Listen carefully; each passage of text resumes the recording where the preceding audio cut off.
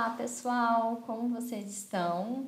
Estamos aqui então para a gente fazer mais uma sessão do nosso Prof. Pri Responde, né? Hoje a gente vai tratar de um assunto que tinha que ser falado aqui, né, pessoal? É sobre essa pandemia que nós estamos vivendo do coronavírus. Pedi algumas perguntas, né, para que vocês pudessem me enviar. Eu achei duas bem interessantes, eu trouxe aqui para vocês. E a gente vai falar um pouquinho sobre isso para deixar um pouco mais claro, né, quem é o coronavírus e tudo mais, por mais que isso esteja sendo bem exposto, né, nas mídias sociais, é sempre bom conhecimento é sempre bom agregar um pouquinho mais, né? Então eu resolvi fazer esse vídeo para a gente ter uma ideia melhor sobre essa situação que o Brasil está vivendo agora e que muitos países aí também estão vivendo, né? Um pouco mais, em situações um pouco piores, inclusive, né? Então a gente tem que falar um pouquinho sobre isso sim, tá? Pessoal, eu escolhi para a nossa aula de hoje, eu fiz uma aula um pouquinho diferente com os slides, tá? Vamos ver como é que vai ficar. E eu escolhi para a nossa aula de hoje as perguntas do Nelson, tá? Que perguntou, né, se é possível uma pessoa que pega o coronavírus, se ela pega novamente o coronavírus, como é que isso daí acontece. E a Laís também, que perguntou se após o tratamento, a cura, o vírus some do corpo, como é que isso daí funciona. Óbvio que eu não vou ficar somente nessas perguntas, eu vou aprofundar e ir um pouco além, né, falar um pouquinho sobre esse vírus para vocês, que eu acho que é interessante a gente ter essa ideia. Então, pessoal, quem que é esse vírus, né? Da onde que veio, como é que é essa história e tudo mais. Por mais que esteja bem falado na mídia, ainda tem gente que confunde, né? O que é o coronavírus? O coronavírus é uma família de vírus, tá? Então, dentro do coronavírus, eu tenho vários tipos de vírus. Um deles é esse que tem ocasionado os problemas no Brasil e no mundo. De forma geral, essa família de vírus, ela causa doenças respiratórias leves a moderadas. Para vocês terem ideia, pessoal, o coronavírus que ataca o humano existe desde 1937, já sabia de casos. Existem espécies de coronavírus que já atacavam seres humanos antes. Por exemplo, o alfa coronavírus 229E, o NL67, beta coronavírus OC43, principalmente atacam crianças, tá? Esses são bem brandos, vamos falar assim, né? Então eles causam doenças respiratórias leves a moderadas ali, doenças respiratórias. Todos coronavírus. Então existem vários tipos, várias espécies de coronavírus, né? Então isso tem que ficar muito claro, porque às vezes a gente fala coronavírus como se fosse só esse daqui. E existem vários tipos. Mas e esse atual? Esse que tem ocasionado problema no Brasil, a pandemia e em outros países de forma ainda mais grave, né? Então ele é uma espécie que recebeu o nome de SARS-CoV-2, né? Por que SARS-CoV-2, né? Quem que é o 1? Da onde que veio isso? Por que esse nome? O SARS-CoV, que seria o 1, né? Ele é uma espécie de vírus da família coronavírus que em 2002, 2003 também, né, começou a atacar o sistema respiratório. Levou à morte de 800 pessoas, tá? Isso lá na região da China e se expandiu para outros países também. Só que ele era mais leve nesse sentido porque foi contido de forma eficiente e leve nesse sentido, tá? A morte foi só de 800 pessoas. Hoje a gente tem 800 pessoas morrendo na Itália em um dia, né? Mas ele surgiu, começou lá na China também em 2002, tá? E no final de 2003 já tinha ocasionado a morte de 800 pessoas. SARS é uma sigla que significa Síndrome Respiratória Aguda Severa. Então, ou seja, ele pode, né, culminar numa síndrome respiratória tão forte que a pessoa pode morrer, né? Então, esse SARS-CoV-2, que é o que tem atuado hoje, né? Hoje a pandemia é da espécie SARS-CoV-2, recebeu o nome de SARS-CoV-2 porque ela também ocasiona uma síndrome respiratória aguda severa. Então, ela parece muito próxima ali do SARS-CoV-1, mas é diferente o vírus, é um outro vírus. Mas podem ser parentes próximos na escala evolutiva, é mais ou menos isso, né? Por isso que SARS-CoV-2 Está muito relacionado a essa questão dos sintomas, de ser uma síndrome respiratória aguda severa também, né? Porque a gente tem o MERS, que é uma outra espécie de coronavírus que ocasiona uma doença um pouco mais branda e assim vai, tá? Tá, a gente tem a espécie que é o SARS-CoV-2. Agora, qual que é o nome da doença do SARS-CoV-2? Covid-19.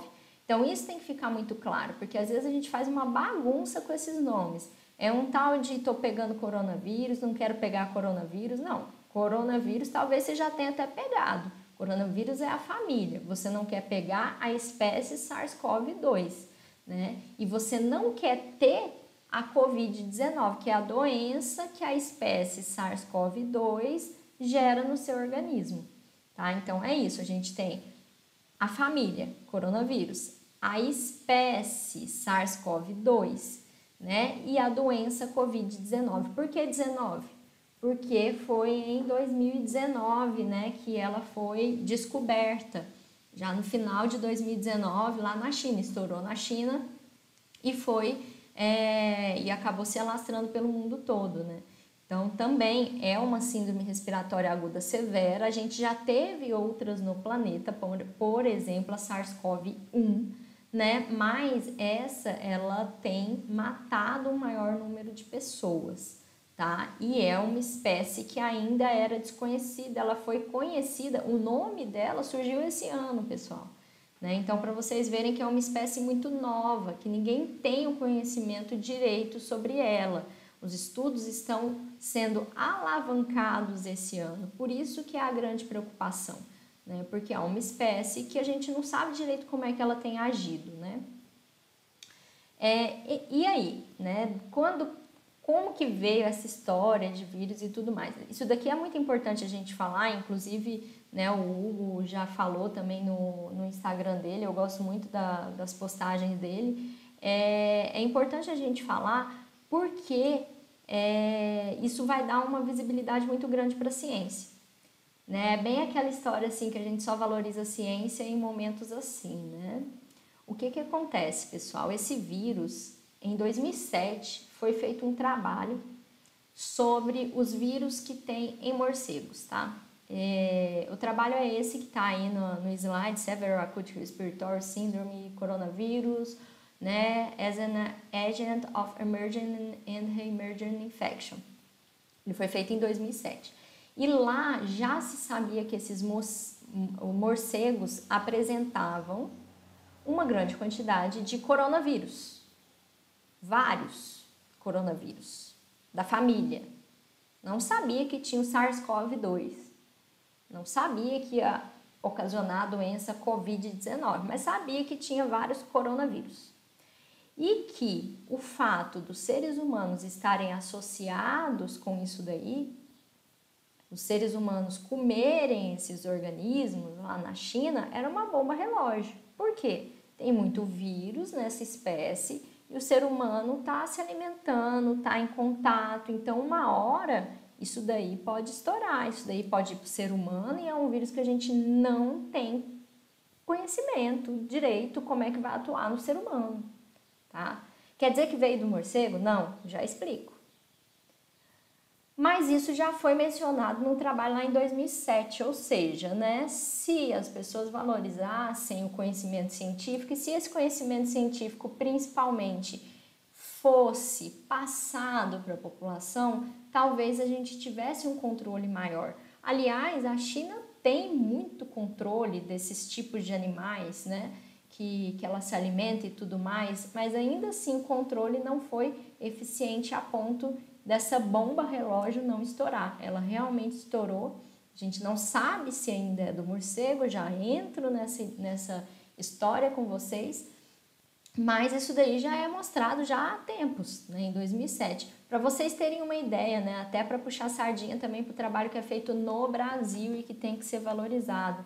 Em 2008, né, o Jornal Brasileiro de Doenças Infecciosas falou da detecção de coronavírus, ou seja, dessa família de coronavírus em morcegos brasileiros, né? Então tem também. Só que aqui a gente não tem esse contato, a gente não se alimenta de morcegos, isso não faz parte da nossa cultura, né? Então o que tem que se fazer é só sempre tomar cuidado. Por quê? O que tem acontecido, pessoal? Cada vez mais a gente está diminuindo a quantidade de florestas e esses animais silvestres estão se tornando cada vez mais próximos a nós, né? Então, em algum momento, essa ligação aí pode gerar um transtorno, né? Um transtorno no sentido de que talvez esses vírus que estão nesses animais exóticos podem chegar nos seres humanos. E aí?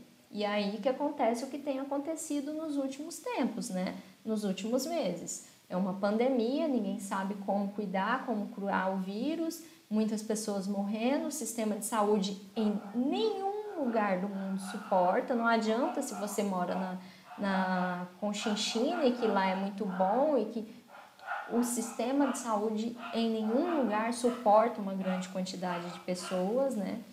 E aí vira esse colapso, e aí a gente tem que ficar em casa para não pegar esse vírus e tudo mais, é o que a gente tem feito nos últimos tempos. Então, esse vírus, ele já, esse grupo de vírus, essa família viral, ela já vem sendo estudada, né? Muitas pessoas não deram muito atenção, isso daí já poderia ter sido dado mais atenção, né? Desde 2007, né?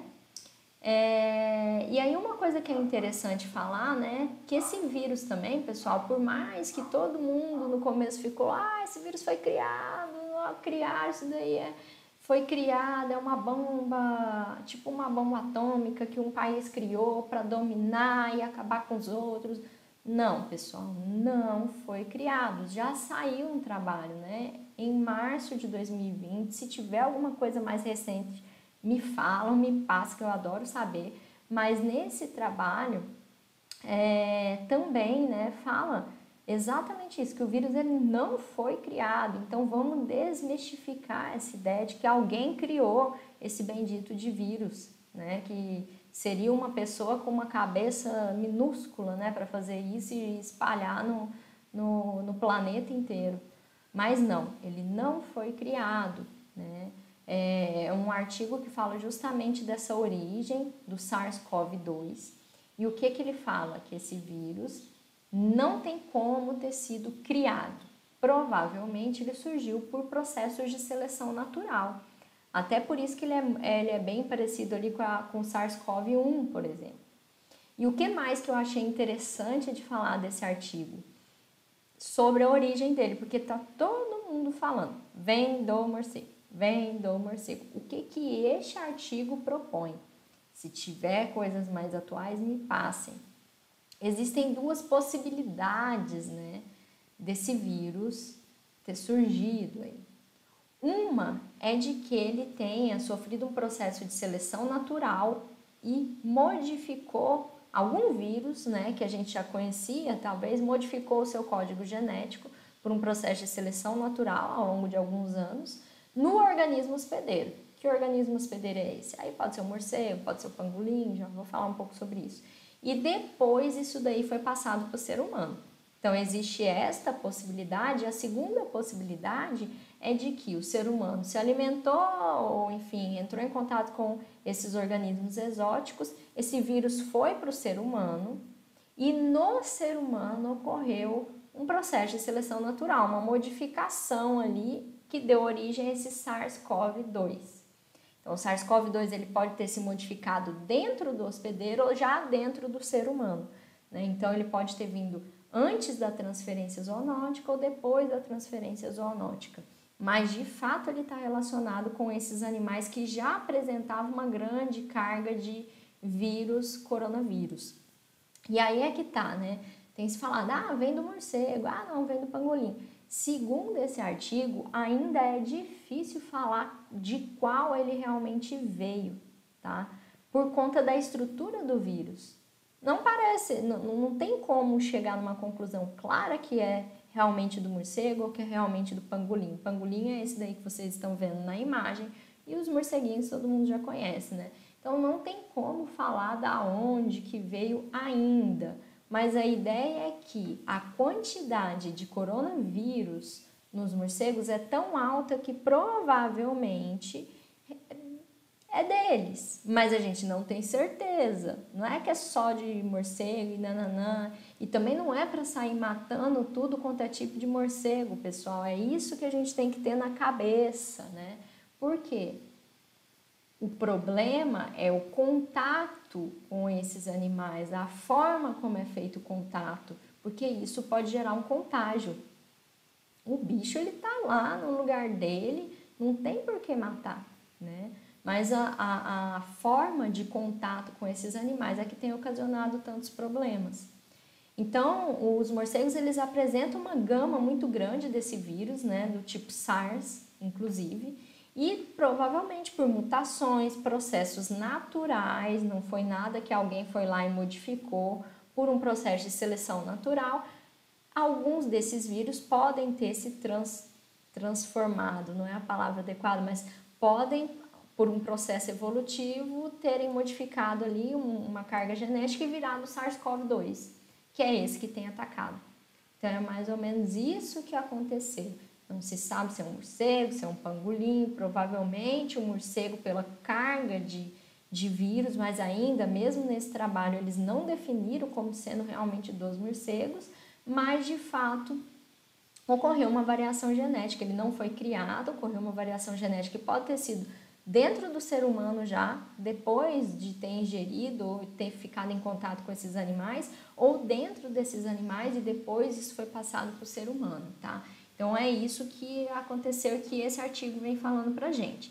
E aí uma coisa que é interessante, eu falei quem é, mas como é esse vírus? Então a gente consegue ver nessa imagem, pessoal, eu achei bem legal mostrar, olhem um marcador aqui.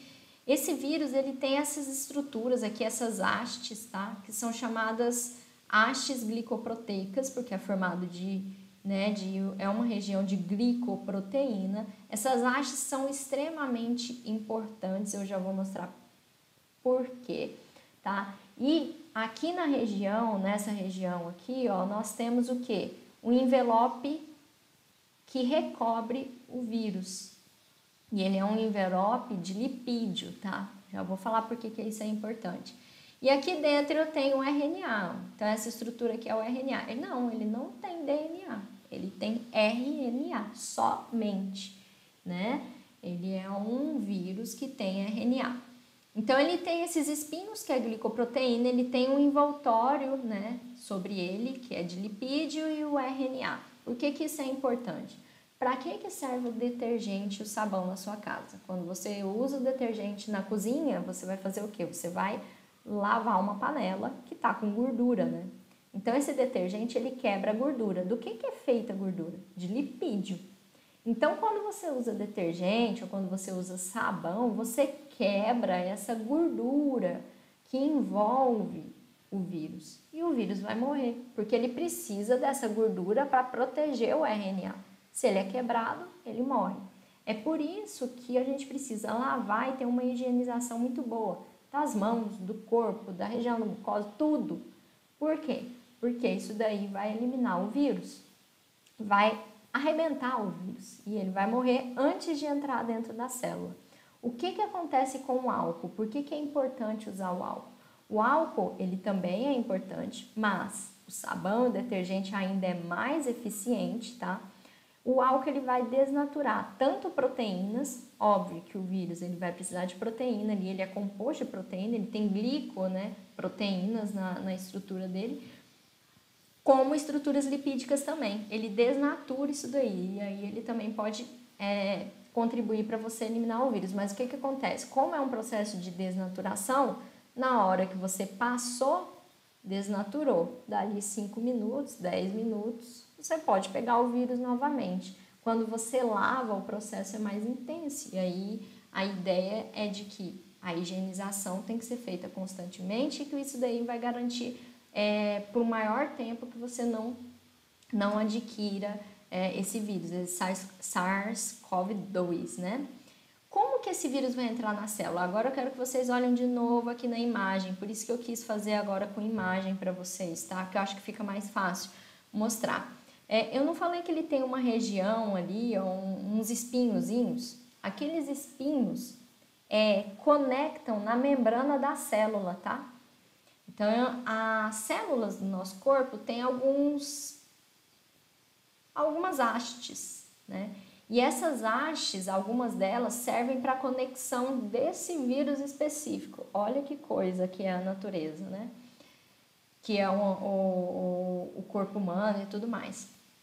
Elas agem como se fosse um mecanismo chave-fechadura. Então, é um botãozinho que tem ali na membrana que é do tamanho certinho para aquele vírus acoplar. Tá? Não é que ela queria que aquele vírus acoplasse, mas ela tem a estrutura certinha igual do vírus. Fazer o quê, né? E aí acopla. Como um mecanismo de chave-fechadura, abriu a porta. É isso. Abriu a porta, o vírus vai entrar. Na hora que o vírus entra, olhem lá na imagem, ele vai abrir a sua cápsula, porque agora ele já está dentro de uma célula, e vai liberar o RNA. Esse RNA vai se reproduzir, vai se duplicar e tudo mais, produzir principalmente proteínas, e aí ele começa o quê? Formar toda uma estrutura de vírus de novo com RNA lá dentro, e vai formando várias estruturas virais com RNA dentro. Ou seja, ele está se reproduzindo ali naquela célula, depois ele deixa aquela célula e sai daquela célula para uma outra célula. É isso que acontece. E aí a gente começa a ter um monte de vírus dentro do nosso corpo. Então, na hora que eu espirro, eu estou eliminando um monte de vírus para o ambiente externo. Tá? É isso que acontece de forma geral. E qual que vai ser a reação do nosso corpo? O corpo ele começa a reagir a essa invasão, porque isso é como se fosse um alienígena entrando ali no corpo. Ué, tá estranho, não era para ter ninguém aqui reproduzindo. Por que está reproduzindo? Então, nós temos células de defesa do corpo, né, que são os linfócitos. São células de defesa que vão proteger o nosso corpo quando esses vírus começam a se reproduzir dentro do corpo. Então, essa é a nossa cura natural, né? A gente cura naturalmente porque a gente tem células de defesa. Só que essas células, elas estão meio confusas. Tipo, o que é? Então, elas estão meio devagar ainda na identificação daquele vírus e tudo mais, mas elas começam a agir para matar aquele vírus ali. O que acontece em alguns casos? Em alguns casos vai ser, né, na maioria dos casos, como a gente viu, é um processo, um problema respiratório que não chega a se agravar, né? Então, o sistema imunológico está funcionando bem ali, beleza, conseguiu eliminar o vírus. Mas em alguns casos, esse sistema imunológico ele não está conseguindo reagir muito bem. Então, ele começa a produzir mais linfócitos, a tentar ver se consegue curar, não consegue. Isso faz com que ocorra um acúmulo de líquido no pulmão, tá? Depois que ele está tentando e não está conseguindo eliminar o vírus. E aí, com esse acúmulo de líquido, a gente tem os problemas, né, de pneumonia. Então, as pessoas começam a ter problemas de falta de ar, né, problemas mais graves que pode levar ao óbito do indivíduo se ele não conseguir curar a tempo aquilo ali. Então, a gente tem um acúmulo de líquido no pulmão que pode ser ocasionado pelo próprio sistema imunológico que está tentando se proteger, mas não está conseguindo. Essa é a reação, né? E será que a gente pode pegar o vírus novamente? Então, essa é uma pergunta que tem sido bastante questionada. O que acontece?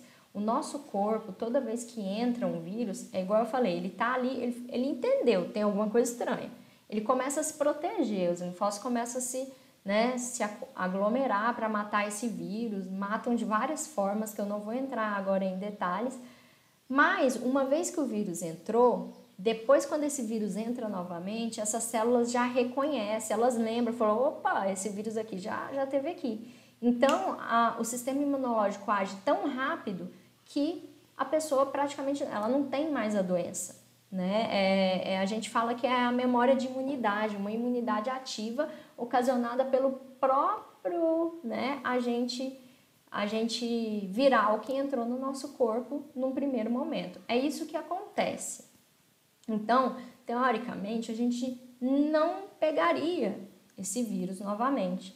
Mas, será que isso é válido para o SARS-CoV-2? A gente não tem estudos ainda para ter total certeza disso.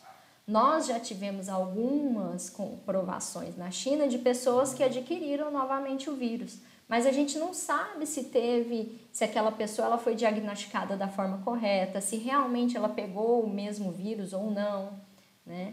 E outra coisa, a gente não sabe se esse vírus, ocorre mutação muito rápido, é esse o grande problema, né? Agora a gente está tratando do SARS-CoV-2, será que daqui 2, 3 meses já não virou um outro? Será que o que está aqui já não é uma mutação do que o que estava lá na região da Europa? Então é esse o grande problema. Se esse vírus ele mudar, por exemplo, não é um mecanismo de chave e fechadura? Ele mudou a chavinha. Mudou a chavinha, o organismo já não reconhece mais. Então começa o processo todo de novo, devagar, lento, até o organismo conseguir se curar. Então a pessoa pode até adquirir esse novo vírus desde que ele tenha alguma estrutura diferente. E outra coisa, tudo isso que nós sabemos são para os vírus conhecidos, são para os agentes conhecidos, mas a gente não conhece a atuação do SARS-CoV-2. Então é difícil chegar a uma conclusão clara. E só lembrando, pessoal, que essa memória de imunidade é assim que vai funcionar as vacinas, que se Deus quiser vai chegar logo, né, por aqui. O logo vocês sabem que vai demorar, né? Logo não é no próximo mês e nem no próximo. Mas eu acredito que até um ano a gente consiga ter aí vacinas, né? Pelo andar da carruagem das coisas. Mas é assim que vai funcionar uma vacina. O que é a vacina? A vacina é você colocar no seu corpo um pouquinho do vírus.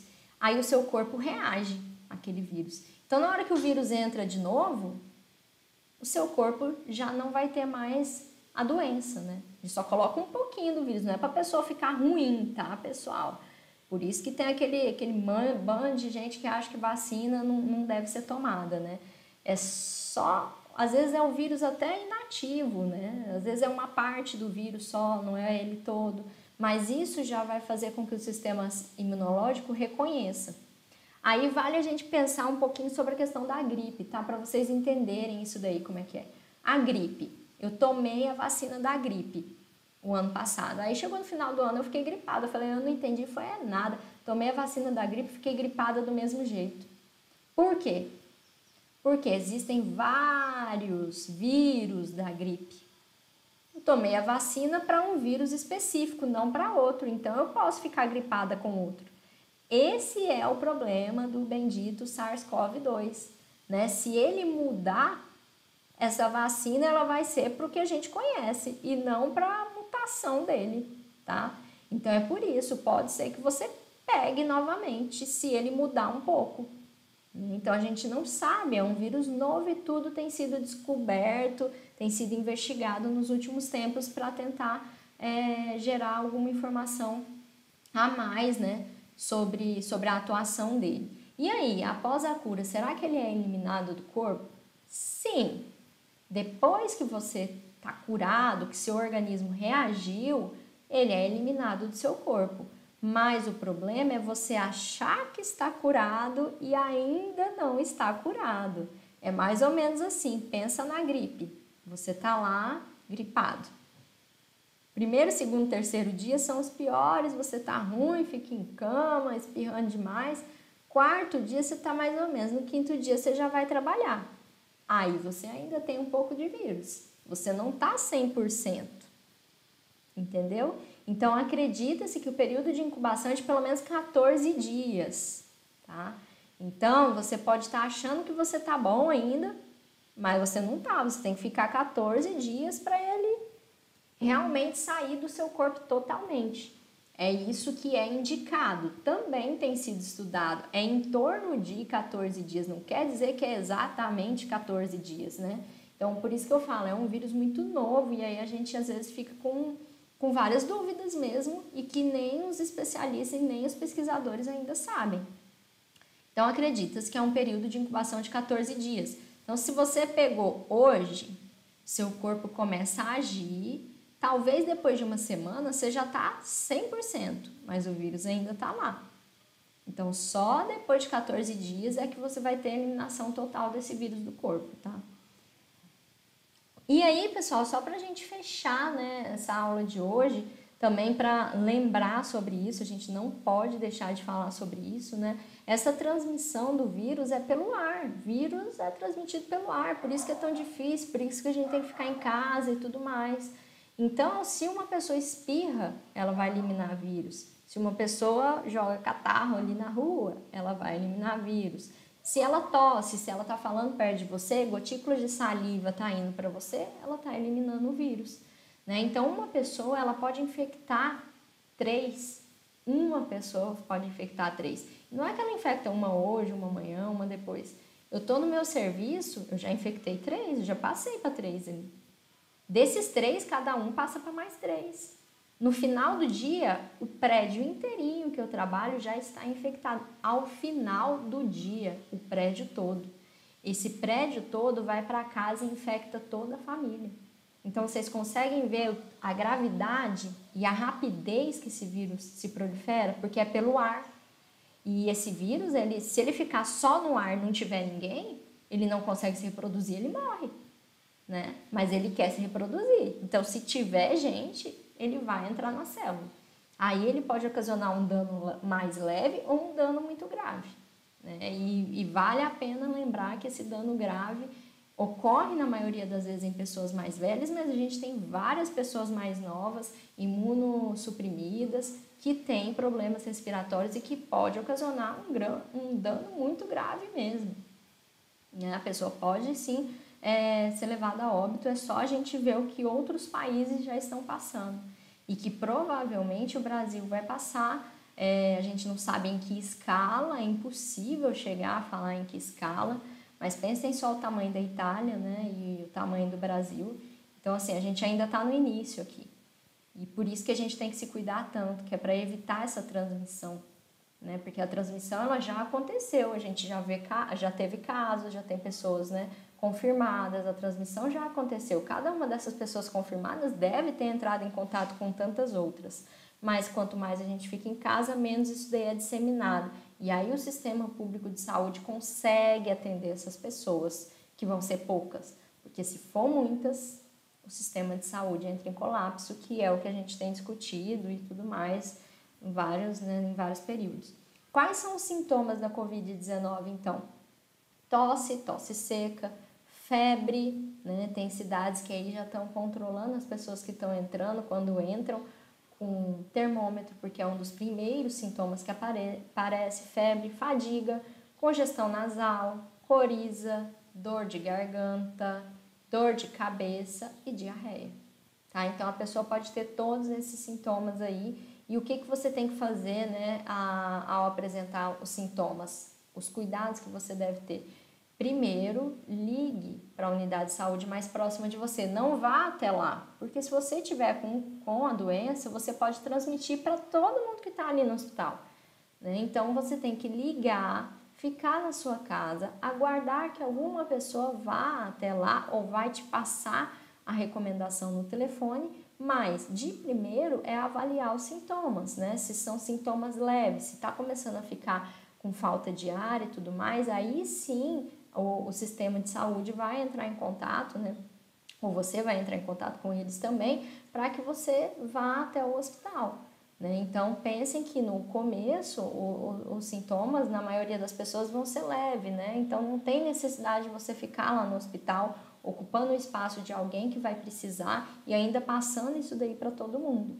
Né? Lógico que tem que ser averiguado, é lógico que o sistema de saúde ele vai te dar um retorno, né? Vai querer saber como é que está indo os sintomas, mas é assim que tem que ser, você não precisa sair correndo desesperado. Né? E aí os cuidados é sempre evitar andar com pessoas doentes, né? Se é da mesma família, você vai ter que ter todo um cuidado higiênico especial para essa pessoa não ficar te passando. Lavar muito bem as mãos, cozinhar muito bem os alimentos, lavar os alimentos. Chegou do mercado, lava tudo. Mercado, evite aglomerações, vá em horários que tem pouca gente. Ou, de fato, liga. Preciso disso e eles te entregam. É isso que eu tenho feito, né? Para evitar muita gente. É isso que a gente tem que fazer, é evitar estar em contato com muita gente. É ruim, brasileiro gosta de estar em contato, brasileiro gosta de abraçar, gosta de beijar, mas pessoal, é um caso sério, e que muitas pessoas não estão levando a sério, né? É um caso sério que as pessoas não estão levando a sério. Então, principalmente, evite essas aglomerações, lave muito bem a mão. É um momento de higienização que eu acho que a gente vai acabar levando isso daí para a vida toda, né? Depois desse período. E assim, levem a sério o que a Organização Mundial da Saúde está falando, o que os pesquisadores estão falando, o que as pessoas que conhecem o assunto estão falando, para vocês entenderem que realmente os cuidados que a gente está tomando, de ficar em casa não é besteira, né? Tem que ser feito para a gente evitar que o sistema de saúde entre em colapso. É só uma gripe. É só uma gripe, mas você não quer que o seu avô, que o seu pai, que a sua mãe ou que seu tio faleçam de só uma gripe, né? Você não quer que ninguém da sua família tenha esse problema. Você não quer que os hospitais fiquem abarrotados de gente. Pensem, pessoal, que não é só SARS-CoV-2 que está por aí. A gente tem dengue, a gente tem gripe, a gente tem, sei lá, pneumonia que não é ocasionada pelo SARS-CoV-2. As pessoas, elas ficam doentes de outras coisas. E aí imagina tudo isso no hospital. O hospital não dá conta, por mais que se organize. Então, se a gente for ver aí, tem lugares que estão organizando estádio de futebol, mas não dá conta de suportar uma grande quantidade de gente. Então, a gente tem que disseminar, né, que as pessoas não peguem tudo de uma vez. A gente tem que evitar essa transmissão, porque é só assim que a gente vai conseguir passar por essa. E eu acho que depois dessa, a nossa relação com o meio ambiente, a nossa relação com os pesquisadores deveria mudar. É um momento de reflexão, da gente começar a valorizar quem realmente tem conhecimento, né, quem realmente faz ciência, né, no país e fora do país, valorizar isso daí, porque é uma coisa que sim poderia ter sido evitada, porque desde 2007 muita gente tem falado. Então, muito mais cuidado deveria ser tomado lá na China, já que eles têm, não estou falando que eles têm que mudar, né, a forma de viver, mas se isso faz parte da cultura deles, algumas coisas deveriam ter sido alteradas ali. A vigilância sanitária, ela tinha que ser muito mais eficiente do que ela foi, porque ela deixou passar isso. E é uma forma da gente também valorizar outras questões mais pessoais, né, pessoal? Então, eu acho que vale esse momento de reflexão mesmo. O que você pode fazer para o próximo não é só, eu estou falando muito da parte da biológica, mas a gente sabe que isso daí realmente vai afetar a economia, né? E só que afetando ou não, é essa a medida que tem que ser tomada, todo mundo tem que ficar em casa. E assim, e os pequenos empresários, no sentido da pessoa que tem uma lojinha, né? E como é que ela vai viver? Como que vai ser nos próximos meses? Então, assim, é um momento de união, né? De saber olhar para o próximo, é um momento de saber reconhecer o que os cientistas estão falando, reconhecer o que a Organização Mundial da Saúde está falando, tá? Reconhecer os erros dos países, pessoal, porque vocês já viram tantas vezes que os presidentes, enfim, os políticos de outros países foram e falaram: o nosso erro foi esse, o nosso erro foi aquele, está acontecendo isso por conta disso. Vamos aprender com esses erros e não cometer os mesmos erros, se eles mesmos já foram a público falar, né? Então é essa a ideia, é isso que eu queria passar hoje para vocês nessa aula. Espero que tenham aprendido um pouquinho mais aí, alguns conhecimentos ainda básicos, mas eu sei que tem gente que não lembra, que não sabe como é que é o funcionamento. E até uma próxima. A próxima eu quero falar sobre um filme, né? A gente já está num momento aí vendo filme pra caramba, então tem muito filme pra gente abordar, a parte de biologia, e espero que vocês tenham gostado. Um abraço, contem comigo. Precisando de informações a mais, é só falar.